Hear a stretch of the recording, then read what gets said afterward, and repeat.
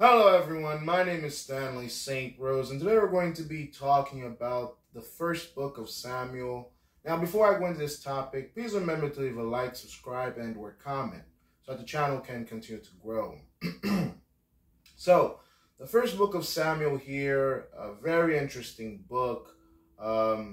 This book is all about Samuel, Saul, David, and pretty much Israel becoming a nation, a country, what can I say? It's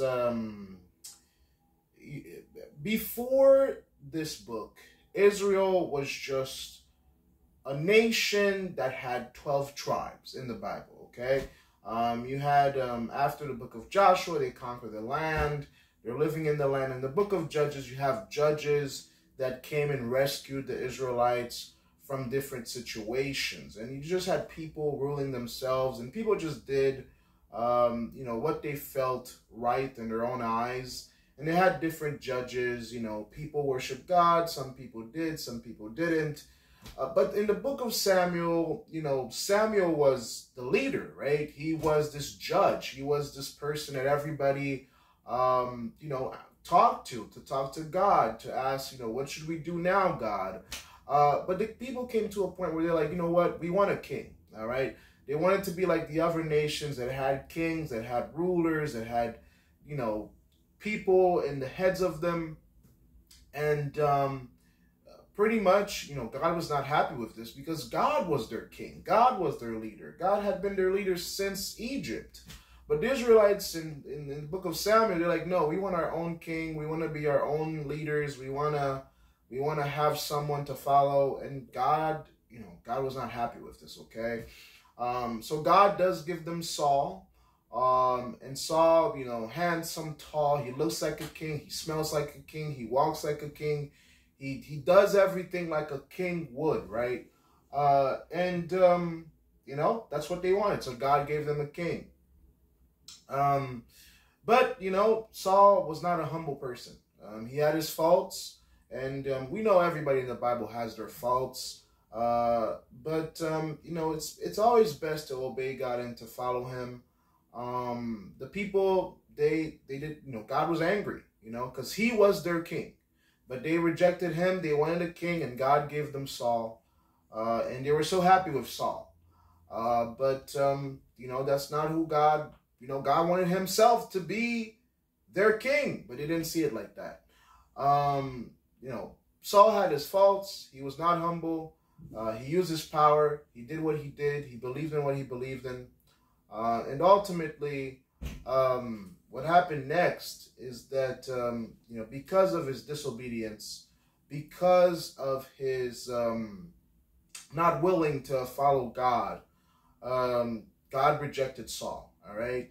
He wanted to be his own man. He wanted to do what he wanted to do, and God rejected Saul, and God picked David. And David is a man after God's own heart.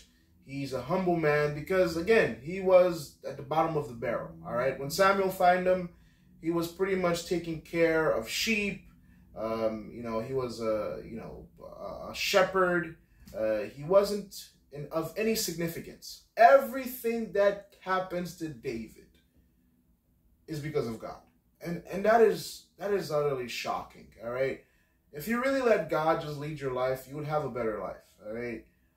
Where God can take you, no man can, all right? What God can do with you, nobody else can do with you.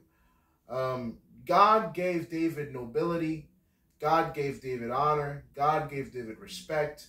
God made David a wanted man. God made David something desirable. Before God, David was nothing. But after God, his lineage, his line will last forever. So it's shocking, utterly shocking, what your life can become when you seek God, when you follow him, when you plunge in to the ocean of the Holy Spirit and you let him guide your life, and you let him, figure out where he wants to take you, how he wants to do it. It's all on him, all right? It's all on his desire, his will, what he wants to do, what direction he wants to bring you in. He has figured out everything. He will figure out everything. He will do everything. You just need to trust God and let him do what he wants to do. And David is the example.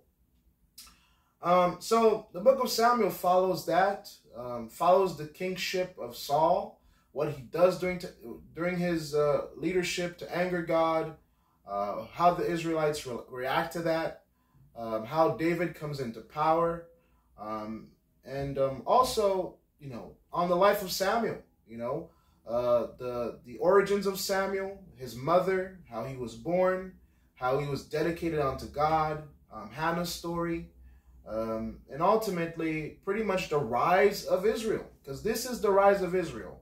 From 1 Samuel, 2 Samuel, 1 Kings, 2 Kings, 1 Chronicles, 2 Chronicles, it's all about the rise and fall of Israel. Kings and queens and people in power and people without power. It is the rise and fall, the rise and fall. Good men, bad men, evil men, wicked men, all types of men. All types of atrocities and hard-headed people and people who follow God, people who don't follow God. But the book of 1 Samuel contains a lot of biblical individuals that do great things and wicked things. Again, in terms of deeper meaning analysis, I have to say that this book is about the building of a nation and establishing a king. And, ultimately, the true king of Israel is God. And we all know Jesus Christ is Lord. So that's what's beautiful about the gospel. Because ultimately, the true king has been God, is God, will always be God. Because God was the king. They wanted somebody else. God gave them Saul. And then a bunch of other kings came after that. But ultimately, we know that the true king and the forever king of Israel will be Jesus Christ. Because Jesus Christ is Lord. So, man, the Bible is awesome. I mean, that's a revelation right there. But that's my summary of the book of 1 Samuel. Please remember to leave a like, subscribe, and or comment. And I'll see you guys in the next video.